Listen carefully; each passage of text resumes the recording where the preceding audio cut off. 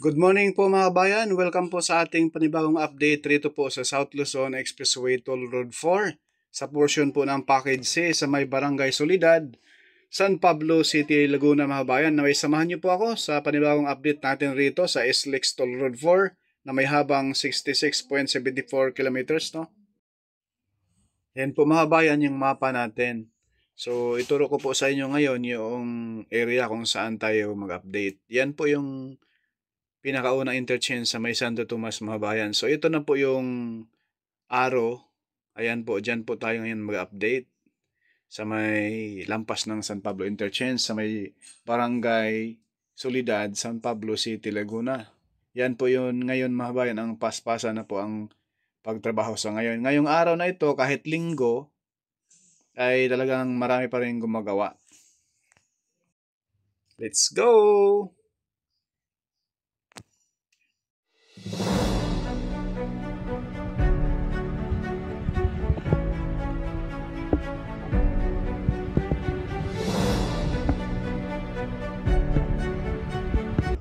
Itong portion na ito mga bayan, malapit na po ito darating sa may Barangay Santa Maria, no?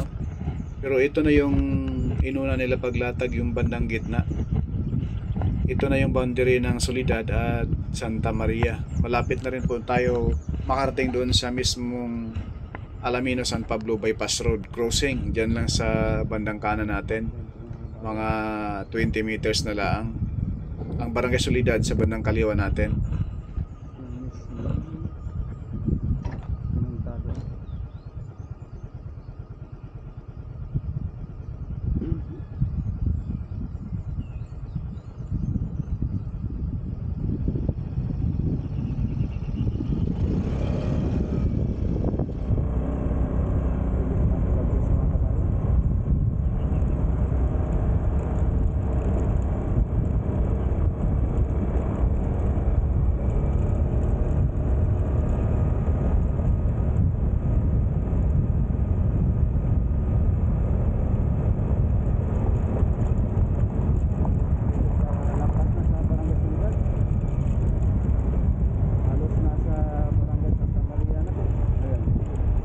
Ilalim nito mga bayan, yung right side na to, dyan sa pakanan, yan na po yung sentro ng Barangay Solidad. Dyan sa kanan natin. Dito, halos tapos na po rito, manataga ng concrete cement. Ayan po, sisilayan natin. Yan. Kita nyo mga kabayan, no? Talagang sementado na. Progress eh.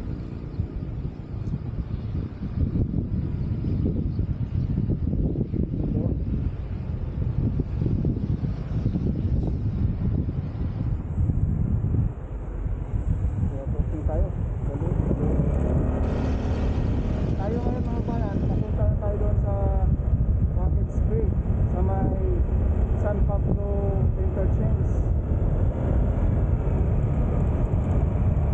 Dalawang machine pa lang ginamit rin eh. Ngayon may gumagawa.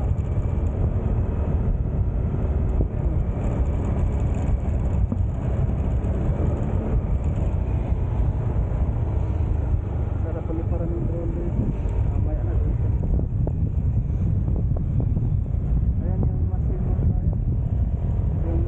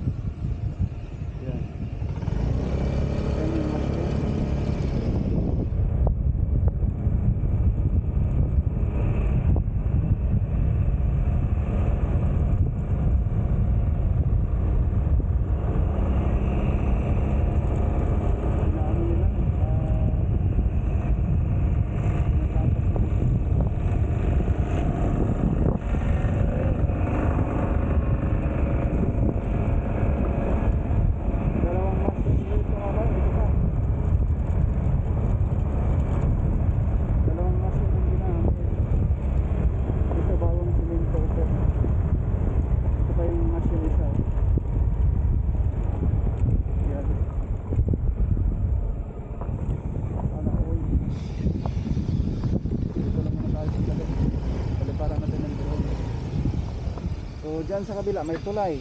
Yan tulay na yan. Sa kabilang side, yan na po yung contractor dyan. Team po na hanggang Santo Tomas, Batangas na po. Napakahaba yung kontrata nila dyan. 2 package.